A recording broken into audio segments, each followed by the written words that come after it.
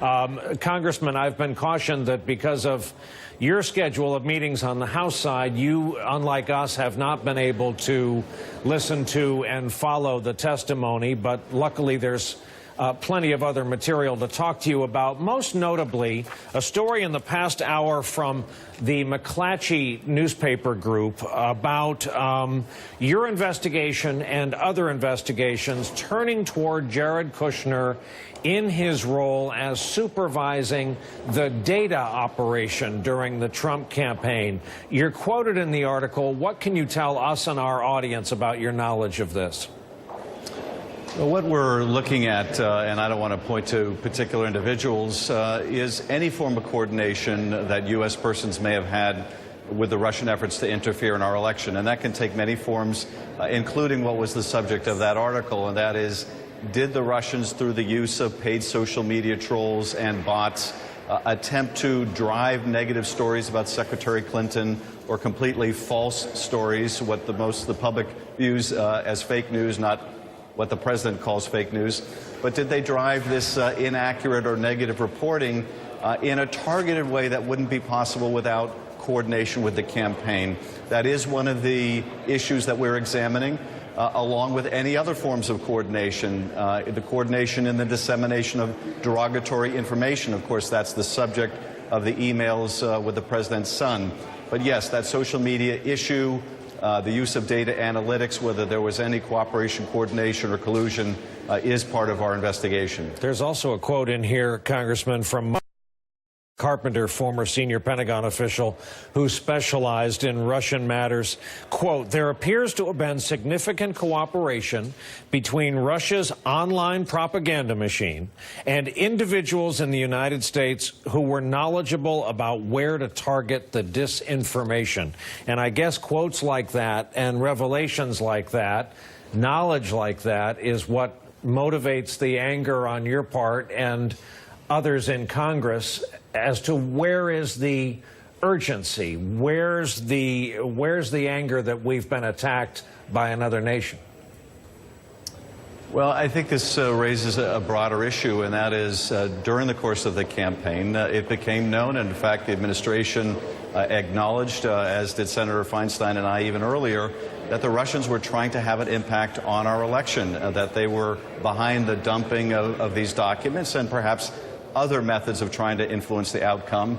And you're right, it was a great frustration then. It's of a great concern now that we didn't have the country acting as one to renounce any kind of foreign interference. And in fact, one of the candidates, Donald Trump, openly invited it and said, hey, Russians, if you're listening, hack Hillary Clinton's emails, you'll be richly rewarded. And of course, when they were hacked and dumped, the campaign of Donald Trump continually championed WikiLeaks, championed those disclosures, even though those were the product of foreign intervention. Somehow, Brian, the only way to protect us in the future is to develop a consensus we didn't have last year, that no matter who it helps or who it hurts, both parties, all Americans, will reject any kind of foreign interference. I want to take advantage of the fact that our colleague Andrea Mitchell happens to be here in the studio with us and bring her into this conversation. Andrea? Well, to follow up on that, is there any evidence so far anyone from the digital campaign working in this very sophisticated campaign that was under the direction of Jared Kushner and led by Brad Pascal and other people who did such a very good job for the Trump campaign, that they had any engagement at all with any of the Russian operatives or through cutouts? Andrew, I can't go into what evidence the committee has seen, but I can tell you that we are going to be interviewing witnesses and are meeting with people to explore these very allegations to make sure that we get to the bottom of whether there was any form of coordination in that social media campaign that was coming out of Moscow. But I don't want to suggest that we're at the conclusion of that. I think in many respects we're closer to the beginning of our investigation than to the end. But certainly we need to determine whether this was one of the Russian modalities. That is, did they have a targeted operation such that it would be impossible to have that level of sophistication without getting some help from the campaign. That is one of the questions. At this point, I don't want to suggest what answer we will ultimately reach. And the president has been silent in terms of not having any public events, no news conferences for more than 140 days. But he has been tweeting today, and two of his tweets. One is the White House is functioning perfectly, focused on health care, tax cuts, reform, and many other things. I have very little time for watching TV. Another is, why aren't the same standards placed on the Democrats? Look what Hillary Clinton may have gotten away with. Disgraceful. One of my colleagues pointing out that the Clinton secret server and the emails were first disclosed by the New York Times in 2015. But that said, do you have any evidence that things are functioning normally on Capitol Hill in terms of health care, tax reform, and all of the other agenda items from the administration? There's no evidence, I think, that this White House is functioning normally. All the evidence is quite to the contrary in terms of the tremendous dysfunction in the administration. That is largely of the president's own making.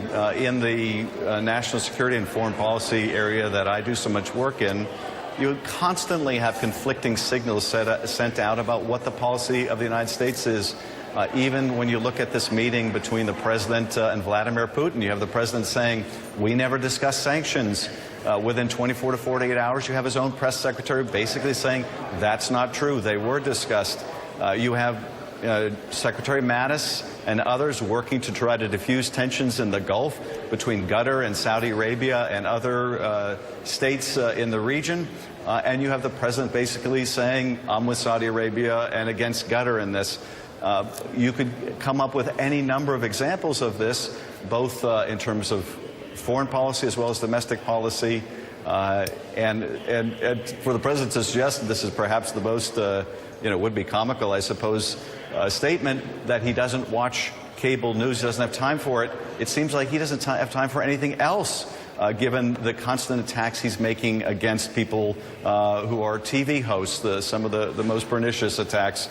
So really hard to take these most recent tweets and statements very seriously. And finally, questions have been asked at this hearing about what people would do if they saw, any attempts by foreign countries, particularly Russia, an adversary, to interfere with our campaigns.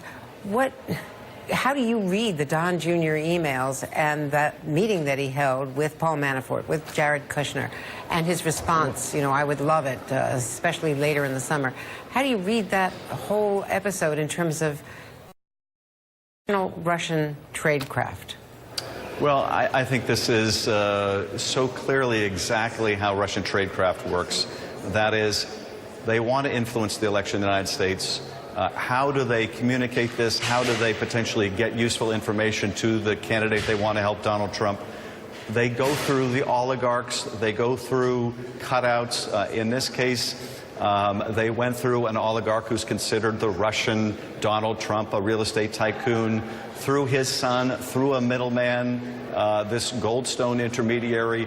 They dispatched this Russian lawyer, and with enough deniability that they can say, well, she's not with us. This is Russian tradecraft. The response that the Trump campaign should have given, and you had 3 high-profile Trump campaign people at this meeting, should have been, we're not interested, we're going to alert the FBI. But instead it was, we're going to take this meeting at this critical time when we're sewing up the nomination.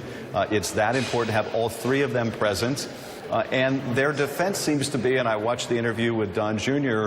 last night, their defense seems to be, yeah, we went to get this dirt on Hillary Clinton from Russia, and we were told that the Russian government wanted to help intervene in the election this way, but we were disappointed because we didn't get the goods.